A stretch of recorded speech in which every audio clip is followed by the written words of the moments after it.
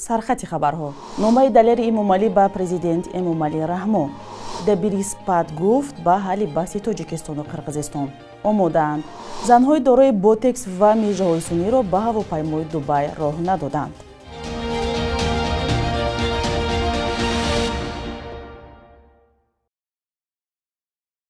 سلام بیننده‌های عزیز، نویدی بامدادی رو از دوشنبه تقدیمتان میکنیم. امروز 24 نوامبر است. روزنامه‌نگاری زندانی دلیر امامعلی در نامه به رئیس جمهوری تاجیکستان گفته است تفتیش و مرافعه‌اش پر از دروغ و تهمت و دخورگی‌های زیاد بود و او حکم دادگاه ناحیه شاه منصور را اعتراف نمی‌کند. نامه دستی و 18 نوامبر نوشته شده است. نسخه آن را خبرگزاری آزیا پلوس 23 نوامبر نشر کرد. دلیر امامعلی ماه اکتبر امسال با قرار دادگاه ناحیه شاه منصور پایتخت و با گناهی به گفته مقامات رسانیدن خبر بر دروغ، صاحبکاری غیرقانونی و همکاری با سازمان‌های در تاجیکستان ممنوع گروه 24 به 10 سال زندان محکوم شد. او در نامه گفته است هیچ وقت عضو گروه 24 نبود و صحبتش با یک نماینده سازمان ناآگاهانه صورت گرفت. دلیر امامعلی اینچنین به آن اعتراض کرده که خدمات علاقه تاجیکستان درآمد او را از برنامه‌هایش در یوتیوب 900,000 سومونی حساب کرده است. خودش میگوید این رقم تقریبا 90,000 سومونی است. در عین زمان اتهام رسانیدن خبر دروغ را ساخته نامیده است. دلیر امامعلی در آخر نامه خواسته است به هر گونه نوار با اشتراک او و همکارانش عبدالله غربتی، زوقبک سیدامینی و عبدالستار پیر محمدزاده باور نکنند، چون به گفته او ویدیو غیر قانونی زیر فشار روانی ثبت شده است. در آخر نامه از رئیس جمهوری تاجیکستان خواسته است به قضیه او و همکسبان دیگرش بی توجه نباشد. دبیری سازمان پیمانی امنیتی دست جمعی گفت آمادند برای به اعتدال آوردن وضع در سرحد تاجیکستان و قرقیزستان مدد کنند. استانیسلاو زاس در این باره روز چهارشنبه در نشست نمایندگان سپاه در یریوان ابراز نظر کرد. او گفت در منطقه آسیای مرکزی برای به اعتدال آوردن وضع در سرحد تاجیکستان و قرقیزستان امنیتی ویژه می‌دهیم. باور داریم سپاه ذخیره و تجربه ضروری را دارد تا به دو کشور عضو برای رسانیدن به این هدف یاری کند. البته اگر تاجیکستان و قرقیزستان ضرور می‌دانند. تاجیکستان و قرقیزستان بیش از 30 سال باز برای تعیین و نشانه‌گذاری بخشی از قلمرو خود بحث دارند. از تقریباً 1000 کیلومتر سرحد زیاده از 300 کیلومتر آن نامعین است. در آغاز ساکنان دو طرف به یکدیگر بحث لفظی و سنگ پرتابی می‌کردند، ولی در سال 2021 و 22 زد و خورد مسلحانه صورت گرفت. در این درگیری از دو طرف صدها نفر کشته و زخمی شدند. در ترکمنستان به زنهایی که بوتکس، میژه‌ها و ناخن‌های مصنوعی داشتند اجازه ندادند به دبی پرواز کنند. در این باره بخش ترکمنی رادیو آزادی خبر داد. کارمندان خدمات مهاجرت گفتند که در این باره از بالا فرمان شده است. میگویند بوتکس ها را از لب‌هایتان و دیگر آرایشات صنعی را بگیرید. اگر می‌خواهید سفر کنید، شما لب‌های صنعی دارید، حتی برنامه‌های کامپیوتری شناسایی چهره شما را تشخیص داده نمی‌تواند. گفتند ما شما را اجازه پرواز داده نمی‌توانیم اگر همان گونه‌ای که نباشید که در شناسنامه هستید. خبر داد بخش ترکمنی رادیو آزادی از قبل یک زن 40 ساله که به او نیز اجازه پرواز به دبی را ندادند. بعد از آنکه سردار بردی محمدوف در بهار سال جاری سر قدرت آمد، محدودیت‌ها برای زنان ترکمنستان افزود. زنان در آن کشور از حق استفاده آرایش موی و روی، ناخن، لباس‌های نیمه عریان، جنس، راندن نقلیات و نشستن در کرسی پیش نقلیات محروم شدند. در ترکمنستان عملاً اسقاط حمل را نیز منع کردند. بنا به یک گزارش تازه کارزار بین‌المللی منع استفاده مینه‌های زمینی، امسال فقط روسیه و میانمار از این نوع اسلحه خطرناک و کشنده استفاده بردند. هر سال در جهان هزاران نفر بر اثر ترکش این نوع مینه‌ها کشته و زخمی می‌شوند و بسیاری از آنها کودکان هستند. گزارشی را در این باره همکارم طاهری سفر تقدیمتان می‌کند. رقص نخستینی پس از ازدواج اکسانا بلندینا و ویکتور واسیلف در شفاخانه شهر لووف.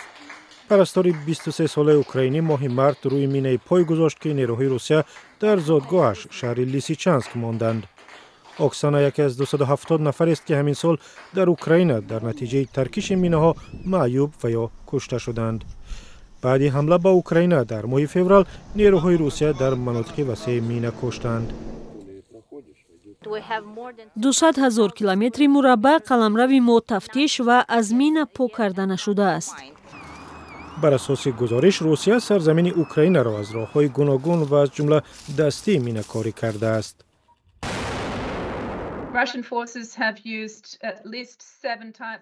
نیروهای روسیه از زمان تجاوز به اوکراین در روز 24 فوریه کمش 7 نوع مینه‌های زمینی را به کار بردند.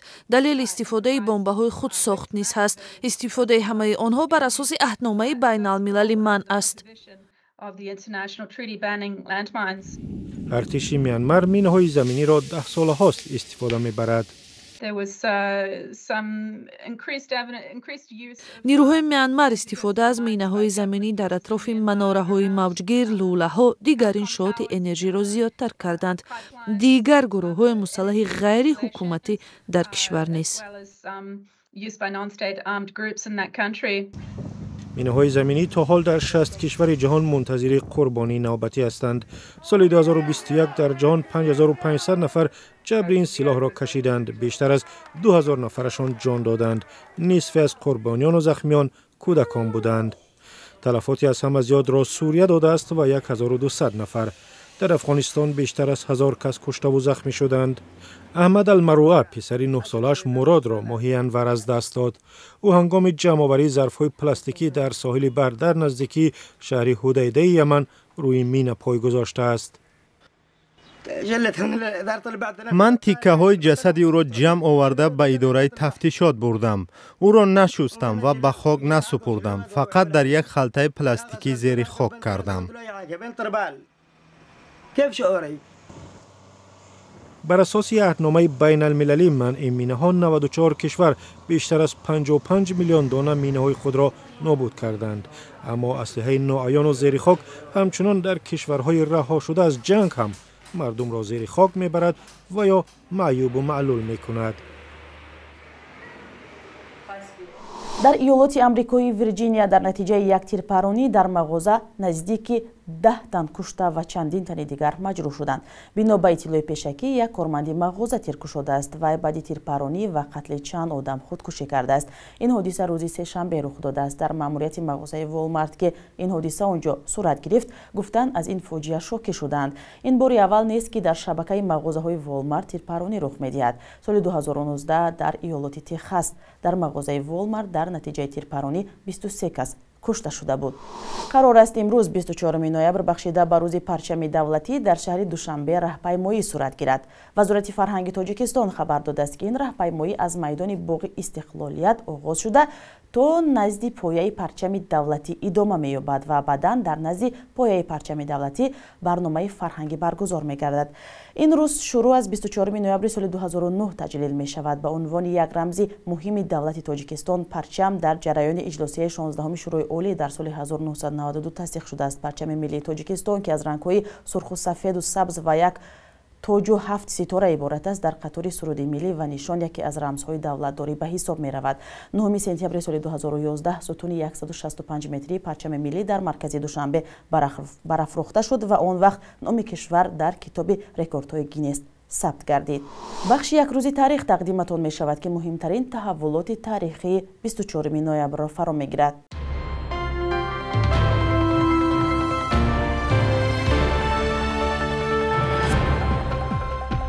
24 نوامبر سال 1991 در تاجیکستان که 2 ماه پیش از این صاحب استقلال شده بود، نخستین انتخابات عمومی مردمی برپا و در آن رحمان نبیف برنده اعلان شد.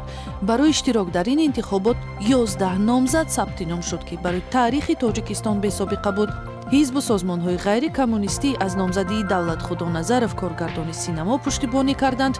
مقامات مأموری از نامزدی رحمان نبیف رهبری پیشین تاجیکستان شوروی حکومت نبیف 1 سال دوام کرد. از 24 نوامبر سال 2009 در تاجیکستان با قرار حکومت روز پرچم ملی تجلیل می شود که سال 1992 همچون یکی از رمزهای دولت قبول شد. پرچم ملی تاجیکستان که از رنگ‌های سرخ و سفید و سبز و یک تاج و 7 ستاره عبارت است، در قطار سرود و نشان ملی یکی از رمزهای دولتداری به حساب می رود. این جشن مورد انتقاد فعالان سیاسی شده است، چون با تشکیل راهپیمایی‌های دانشجویان مقامات باری دیگر به تبلیغ حکومت می پردازند. 24 ноябри соли 1942 таваллуди ҳунарпешаи маъруфи театру синемо Сайрам Исоева аст. Сайрам Исоева бо иҷрои нақши гурдофарид дар силсила филмҳои Борис Кимёгаров бар асоси шоҳномаи Фирдавсӣ маъруфияти сартосарӣ касб кард. Дар даҳҳо филму намоишномаҳо ва бештар нақшҳои мазҳакавӣ иҷро карда, давоми 60 сол дар як макон театри мусиқиву мазҳакавӣ ба номи Камоли Хуҷандӣ кор кардааст. бонки миллии Тоҷикистон қурби асъори хориҷӣ дар баробари пули миллӣ сомониро чунин таъин кардааст.